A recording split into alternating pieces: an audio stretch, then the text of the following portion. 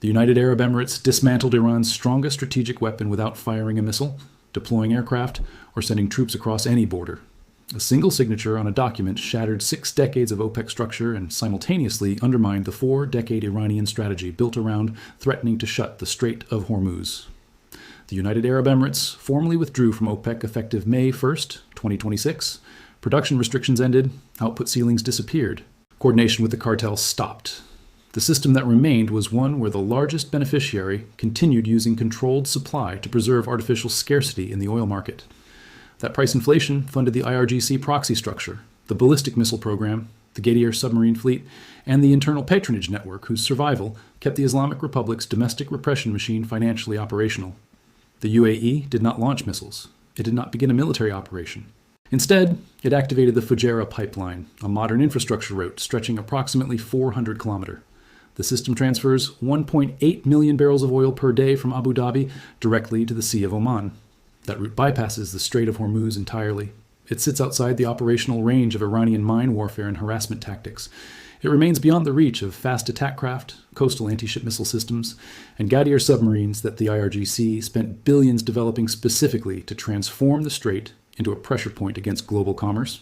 For decades, Iran relied on the same threat: close the strait, freeze energy markets, hold the world economy hostage until demands were accepted. The Fujairah pipeline rendered that doctrine ineffective, not weakened, not reduced, completely obsolete. A 400-kilometer pipeline redirected oil around the threat itself instead of through it. On May 26, 2026, Iranian negotiators in Doha were discussing mine-clearing commitments while Iranian vessels continued laying mines in the same waters. Meanwhile, storage facilities at Karg Island held only 12 days of remaining capacity before forced production shutdowns risked irreversible geological damage. At the same time, IRGC financial reserves moved closer to the threshold where security personnel could no longer be paid, threatening the stability of the entire enforcement structure that sustained the regime. The UAE oil strategy became the most consequential economic development of the conflict, not because it was the largest action, but because its effects could not be reversed. Missile campaigns can end, naval blockades can theoretically be lifted, mine clearing can restore shipping routes. But the UAE departure from OPEC and the activation of the Fujairah pipeline permanently altered the strategic reality. The world now understands that the Strait of Hormuz can be bypassed. The alternative route exists. The infrastructure works. Iran's 40-year economic threat no longer rests on geography capable of supporting it. The timing of the UAE withdrawal from OPEC, effective May 1st, 2026, aligned directly with the broader trajectory of the conflict. For years, the UAE had publicly signaled frustration with OPEC's allocation structure. Its energy minister repeatedly stated that the country possessed capacity reaching 5 million barrels per day, but was prevented from fully utilizing it. The cartel system that operated for 60 years increasingly benefited the two dominant decision-makers inside OPEC, while limiting every other member's ability to maximize production from existing reserves. By leaving the organization, the UAE removed the production ceiling that had sustained artificially restricted supply. At the same time, elevated prices caused by disruptions around Hormuz were already creating additional inflationary pressure in global energy markets. The UAE's uncapped production capacity now allows output to reach 5 million barrels per day. That increase replaces Iranian oil removed from international markets by the blockade. The gap created by missing Iranian exports no longer functions as a supply shock once UAE production fills the void with stable and unrestricted oil flows. The shortage disappears. The elevated price premium that previously helped finance Iran's institutional survival weakens because the additional UAE supply compensates for the missing volume. The Fujairah pipeline became the infrastructure project that transformed this decision from a political statement into a permanent redesign of Persian Gulf energy geography. The line extends roughly 400 kilometers from inland Abu Dhabi oil fields to the Fujairah terminal on the Sea of Oman. It avoids the entire Strait of Hormuz and bypasses the confined Gulf waters, where IRGC fast attack vessels, missile batteries, Gambit submarines, and mine warfare assets had been positioned to threaten maritime transit. The pipeline carries 1.8 million barrels each day through infrastructure entirely located inside UAE territory. It remains protected through UAE and American security arrangements and beyond the practical reach of Iranian military systems designed to threaten shipping lanes. IRGC attack boats cannot approach the Fujairah terminal. Coastal anti-ship missile systems were designed around Hormuz maritime approaches, not inland pipeline infrastructure positioned 100 kilometers inside the Arabian Peninsula. Gadier submarines operating beneath the strait have no effective engagement profile against oil moving underground through pipelines instead of passing across open water aboard tankers. Iran spent 40 years building an asymmetric naval deterrence network around the Strait of Hormuz. The moment the Fujairah pipeline redirected oil away from the strait, that network lost strategic relevance. Billions invested into coastal defense systems became ineffective against a civil engineering project. The missiles still targeted the strait. The oil no longer moved through it. The situation at Karg Island revealed where the UAE oil strategy and the American blockade intersected into a far more dangerous pressure point. Karg Island handles approximately 90% of Iranian crude exports. Storage facilities there hold around 50 to 60 million barrels total. By May 26, 2026, only 12 days of available capacity remained based on a production rate of 1.5 million barrels per day. Once those facilities reach full capacity, Iran faces a catastrophic technical decision. If production wells are shut in, a geological process known as water coning begins. Water beneath the oil layer starts moving upward once reservoir pressure declines. When production resumes later, wells begin generating increasing volumes of water alongside crude oil. The damage becomes permanent. Each affected well could lose between 5 to 10% of long-term production capability. Iran's oil sector already suffers from years of sanctions, underinvestment, and maintenance shortages caused by the blockade. Forced shutdowns under those conditions create damage, requiring decades in investment levels that current financial conditions cannot support. The Foundation for Defense of Democracies estimated that large-scale forced shut-ins could permanently eliminate between 300,000 and 500,000 barrels per day of future Iranian production. That represents roughly $9 billion to $15 billion in annual revenue losses indefinitely. Those exports were expected to move toward China through discounted sales. That revenue was intended to finance IRGC operations. It formed the financial base supporting the Islamic Republic's institutional system.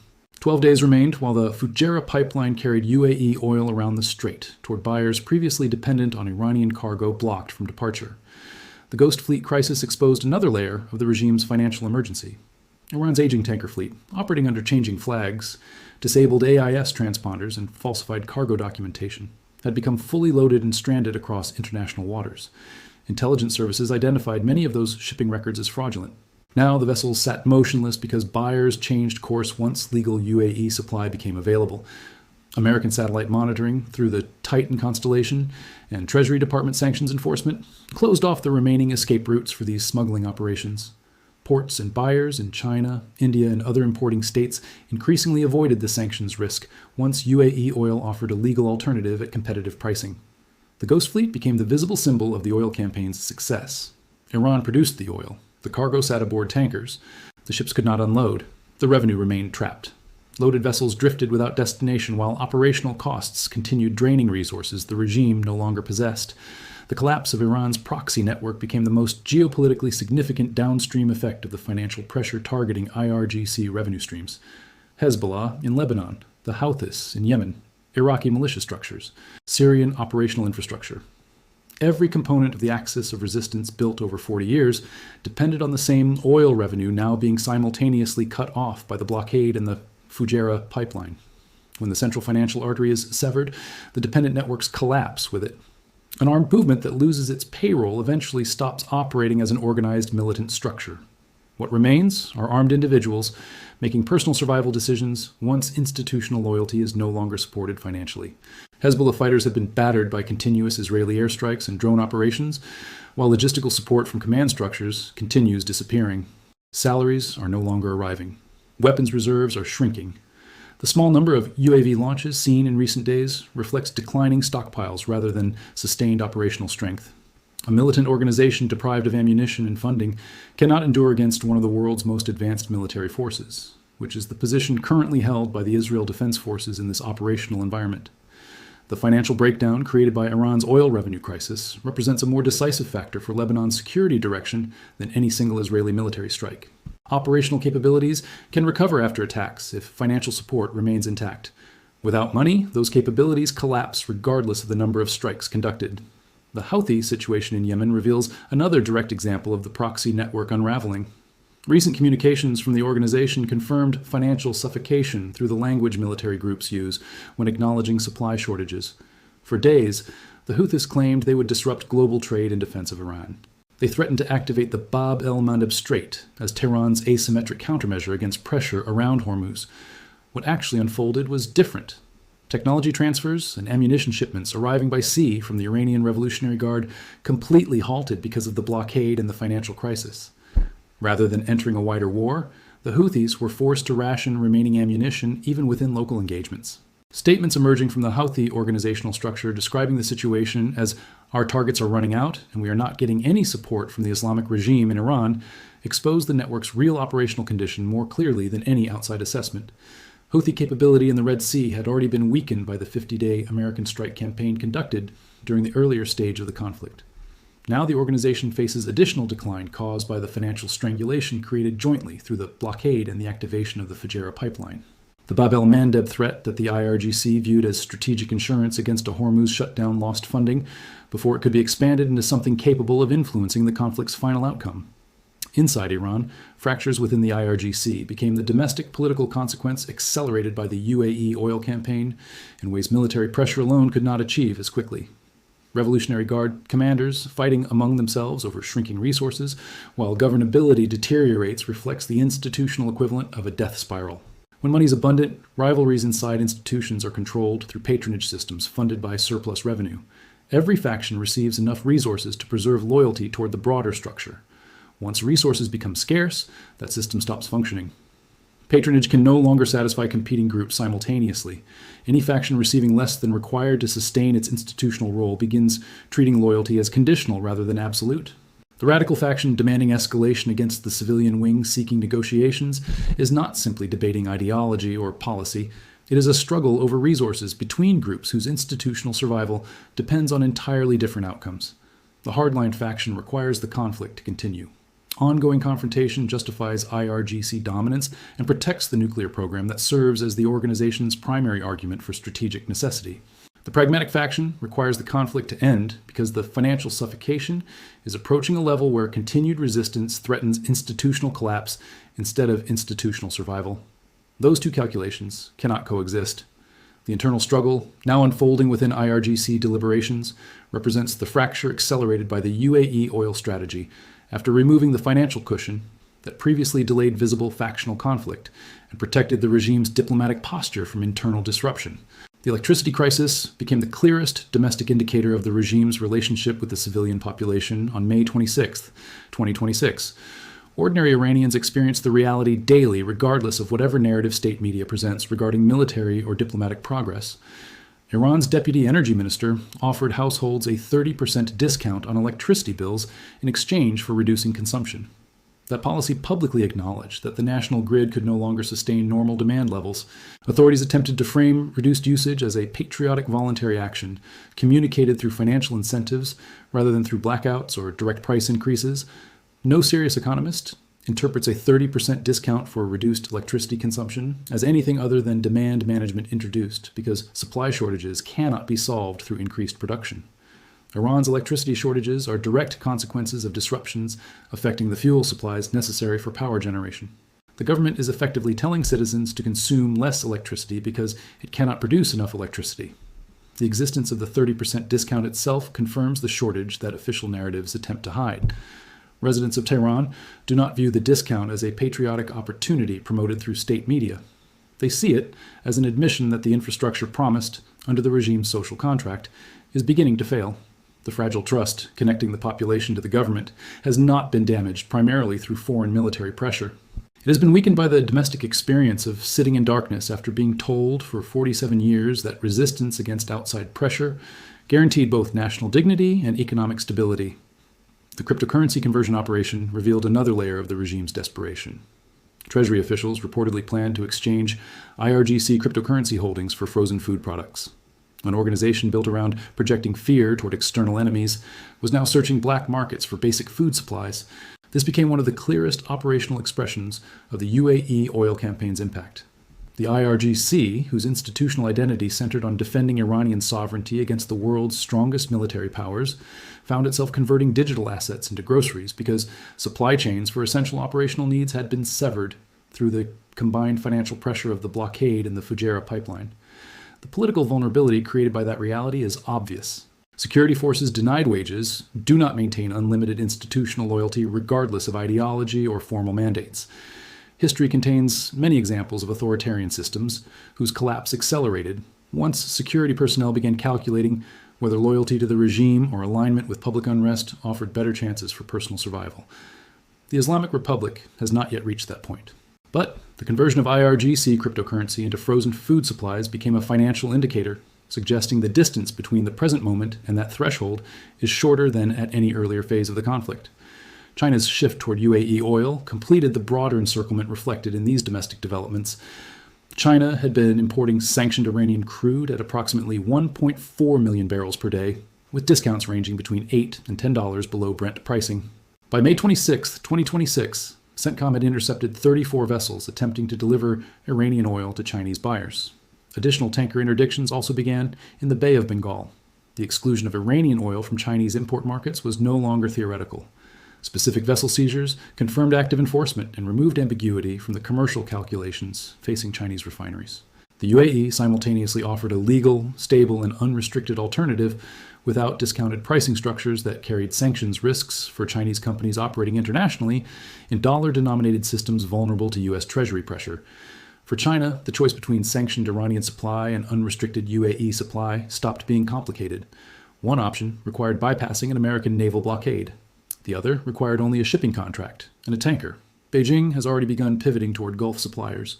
Evidence appeared in evacuation flights departing Tehran, signaling China's assessment of the regime's direction more honestly than official diplomatic language ever could. China is not abandoning Iran because of ideology. It is making a commercial decision that legal supply from a stable partner is preferable to sanctioned supply connected to a weakening regime, regardless of broader geopolitical signaling. The decisive moment in the oil conflict arrives when China's commercial shift becomes permanent rather than temporary. The evacuation flights indicate Beijing may already view the transition that way. Saudi Arabia also stands to benefit strategically from the consequences of the UAE oil campaign. The effects extend beyond UAE and Iranian relations and reshape Gulf security architecture in ways likely to outlast any single military operation. Saudi Arabia has long remained the primary target of Houthi harassment in Yemen. Riyadh has spent tens of billions of dollars on air defense systems, infrastructure repairs, and economic recovery while facing ballistic missile and cruise missile attacks launched by a group financed through the same Iranian oil revenues now being cut off by the blockade. The sudden cutoff of Iranian funding to the Houthis became the strategic result Saudi military planners had pursued for years through direct intervention in Yemen without ever eliminating the financial source behind the conflict. Now the oil war achieved what military campaigns could not. Saudi Arabia no longer needs a complete battlefield victory over the Houthis if financial collapse inside the organization is already degrading its operational strength. Houthi fighters counting remaining ammunition while publicly admitting they are no longer receiving support from the Islamic regime in Iran reflects the exact outcome Riyadh's defense establishment has sought since the Yemen conflict began. One signature on an OPEC withdrawal document accomplished what billions in Saudi military spending failed to fully produce through force alone. The collapse of the Ring of Fire doctrine became the broader strategic consequence, created by the financial suffocation of Iran's proxy network and the destruction of the IRGC's 47-year investment in regional deterrence through armed groups.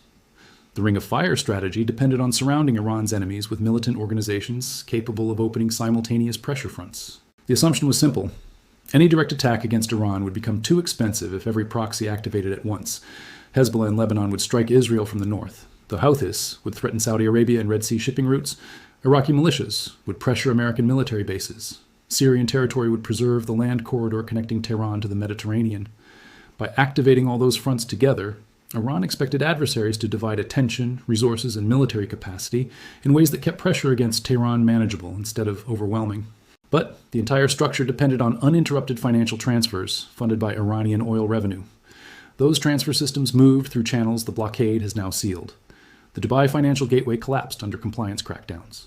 International banking pathways closed progressively under sanctions enforcement. Once the money stopped moving, the proxy organizations funded by that system began deteriorating exactly the way every underfunded institution eventually deteriorates. The Ring of Fire doctrine is not failing because the IRGC suddenly lost military capability. It is failing because the financial foundation necessary to sustain the network was severed simultaneously by the blockade. The UAE departure from OPEC, the Fujairah pipeline, and China's commercial pivot toward UAE supply. Iran without functioning proxies resembles a heavily armored knight whose protection has shattered completely, exposed, vulnerable, directly targetable. That is not symbolic language. It is the operational reality of a state whose regional deterrent structure depended entirely on financial flows that no longer exist. The social bomb forming inside Iran represents the most dangerous long-term consequence of the UAE oil campaign. Its fuse is being shortened daily by the 30% electricity discount, cryptocurrency conversion into frozen food, property seizures without trial, currency collapse, and food inflation exceeding 100% across civilian markets. Iran's younger generation faces another layer of pressure. The government stopped publishing youth unemployment figures after the number climbed above 21%. An entire generation prepared for economic opportunities that the regime's decisions eventually erased. Internet restrictions imposed since February 28th further isolated the population from outside access. This generation is now reassessing whether passive acceptance of government rule remains preferable to open resistance. That calculation changes through the accumulation of daily experiences. The electricity discount becomes proof of infrastructure weakness. Food prices double year after year. Properties are confiscated from citizens accused of opposing the state. Meanwhile, visible evidence spreads that the IRGC prioritizes its own payroll while converting cryptocurrency holdings into frozen food. The social explosion triggered by the UAE oil campaign is not one sudden event. It is a gradual buildup of lived realities, eventually pushing public frustration beyond the threshold, separating silent anger from organized mobilization. That threshold constantly shifts as new evidence appears, showing the regime can no longer provide the basic welfare guarantees that once formed the foundation of the social contract. By May 26, 2026, the evidence had become impossible to ignore. The electricity discount, empty marketplaces, confiscated properties, reports of IRGC Treasury officials converting cryptocurrency into frozen food, while ordinary citizens sat without power in darkened streets. At the same time, the UAE emerged from the conflict transformed into a new regional power center. The success of the oil campaign did not only damage Iran's position, it accelerated construction of a different Gulf order aligned with the strategic framework envisioned through the Abraham Accords. Abu Dhabi positioned itself as the region's most reliable energy actor in the dimension global markets value most: stable supply. The Fujairah pipeline alone moves 1.8 million barrels daily. Combined with the UAE's newly uncapped production capacity of 5 million barrels per day following departure from OPEC, the country now supplies the exact volume replacing Iranian exports excluded by the blockade. The UAE, long portrayed by Iranian rhetoric as a smaller, vulnerable state, emerged instead as the actor whose infrastructure investment, military modernization, and strategic partnership with American and Israeli security systems gave it the confidence to take actions no other Gulf state attempted, leaving OPEC, activating Fujairah, joining the Abraham Accords, purchasing Korean air defense systems, expanding intelligence coordination with Israel, maintaining prolonged military pressure in Yemen that hardened its armed forces through combat experience. Each decision represented part of a decade-long strategic investment program. During the current conflict, those choices converged into the exact combination that neutralized Iran's strongest strategic weapon, not with missiles, but with paperwork and infrastructure. The 60-day nuclear window became the diplomatic framework surrounding all of this financial and military pressure. The UAE oil campaign does not directly force Tehran into signing a written nuclear agreement. Instead, it creates conditions where the IRGC's calculation about institutional survival begins changing. At the start of negotiations, accepting nuclear restrictions appeared more costly to the IRGC than enduring economic pressure. Now that equation is shifting. Refusing the agreement increasingly carries higher institutional costs than accepting it. 12 days of remaining storage capacity, $500 million per day in lost revenue. Payroll reserves shrinking. Security force salaries nearing the point where loyalty becomes conditional. Proxy organizations losing funding. China redirecting imports toward UAE oil. Russia unable to provide assistance. Dubai's financial gateway dismantled permanently. Ghost fleet tankers stranded at sea. Cryptocurrency converted into frozen food. All these conditions together create the pressure designed to force movement inside the 60-day nuclear timeline. Trump declared that time favored the American position. The 12-day storage countdown, the permanent alternative supply created through the UAE oil strategy, and China's commercial pivot, signaled by evacuation flights from Tehran, are the mechanisms through which time now works against Iran rather than against Washington. Every additional day the blockade remains active means storage tanks continue filling while revenue fails to arrive. Proxy groups weaken further. Payroll stress increases. The social bomb accumulates another day of evidence showing the regime's governing capacity has been damaged beyond repair. By May 26, 2026, the entire picture had become clear. The UAE formally left OPEC on May 1, 2026, removing production caps and unlocking the full 5 million barrel per day capacity, previously constrained under cartel rules. The Fujairah pipeline carries 1.8 million barrels daily around the Strait of Hormuz, bypassing every Iranian military system designed to make closure of the strait a credible economic threat. Iran's 40-year threat against Hormuz was neutralized by 400 kilometers of pipeline infrastructure. Karg Island storage facilities hold only 12 days before forced well shutdowns risk permanent geological damage. China shifted toward UAE supply and evacuated citizens from Iran. Russia departed Moscow, unable to provide solutions. Hezbollah faces dwindling stockpiles. The Houthis ration remaining ammunition. Proxy organizations across every operational theater are being starved financially at the same time. Inside the IRGC, factions are battling over shrinking resources. Security force salaries approach dangerous thresholds. The Deputy Energy Minister's 30% electricity discount openly signals infrastructure failure instead of policy flexibility. Treasury officials are exchanging cryptocurrency for frozen food. The social bomb grows larger every day as ordinary people experience new proof that the regime's governing capacity has deteriorated beyond recovery. And over all of this hangs the 60-day nuclear window whose outcome will determine whether the conflict that strangled global oil markets ends here or becomes something even more severe. At the center of that process stands the UAE oil campaign, the final geoeconomic spark igniting the fuse beneath Iran's internal crisis. The proxies are collapsing because the financial arteries feeding them have been cut. The ring of fire has become a fire consuming the regime that created it. Now, one question remains. Will the regime sign the written nuclear agreement before the 12-day storage deadline expires? Or will it allow permanent geological damage to destroy oil production while security force salaries go unpaid and the final cryptocurrency reserves are exchanged for frozen food? The next 12 days will answer that question. Once certain thresholds are crossed, they cannot be reversed. Geological damage becomes permanent. Institutional loyalty, once broken, rarely returns the same way again. If you want deeper analysis on the geopolitical shifts shaping the Gulf and the future of the Iran crisis, stay tuned for the next report. Please leave your thoughts about this content in the comments below. Thanks for watching. See you in the next one.